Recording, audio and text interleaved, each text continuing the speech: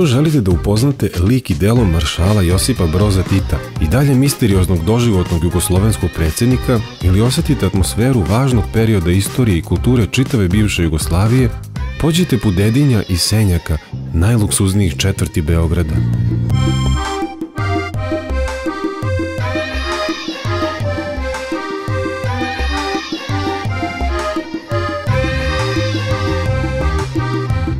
Centralno mesto Dedinja i danas, kao i pre nekoliko decenija, pripada maršalu Josipu Brozu Titu, koji je po sopstvenoj želji sahranjen u kući Cveća, delu kompleksa Muzeja istorije Jugoslavije.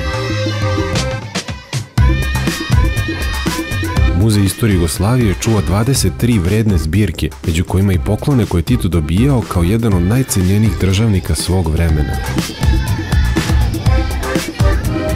Posebna atrakcija Muzeja istorije Jugoslavije je nesvakidašnja zbirka štafeta mladosti. Njih je ulicama širom Jugoslavije svakog 25. maja na dan mladosti i rođendan druga Tita pronosila jugoslovenska omladina, a događaj se završavao svečanom ceremonijom na stadionu JNA, gde se štafeta uručivala maršalu sve do njegove smrti 1980. godine.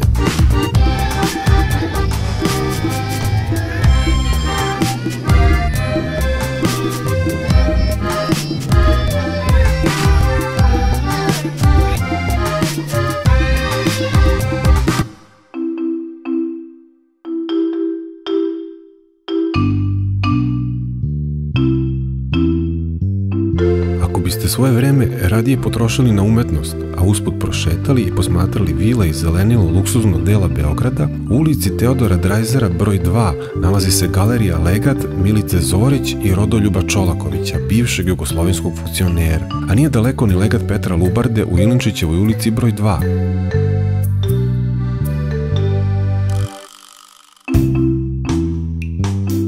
God od dva puta odaberete, utiske možete srediti uz neke od Titovih omiljenih specijaliteta u restoranu La Costa Nova. Lično će vas dočekati ljubazni vlasnik restorana koji je tokom svog višedecenijskog iskustva upoznao i Titov kuvar. Gostima voli da priča anegdote iz svog zanimljivog života i sprema Titove specijalitete koje možete probati jedino ovde.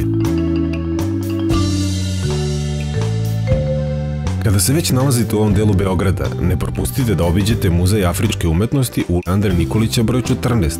Muzej je osnovan u vremenu kada je Jugoslavija bila jedna od najznačajnijih članica pokreta nesvrstanih, čija je prva zvanična konferencija održana najviše zaslugom Josipa Broza Tita.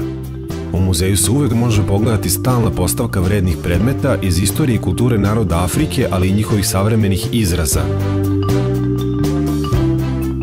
Ako posle napornog dana poželite da se zabavite uz jednu od najboljih pop-rock svirki u gradu, nemojte propustiti Lava bar u ulici Kneza Miloša broj 77. Opuštena atmosfera, ali i ljubazno osoblje sigurno će vaš provod učiniti nezaboravnim. Drugarice i drugovi, ja ne bih htio tu da duljim jer mnogo bi se moglo to govoriti, dajte vi govorite o tome. A mi ćemo vas slušati i vi nas onda prisilite da mi to izvršimo. S time bi ja završio.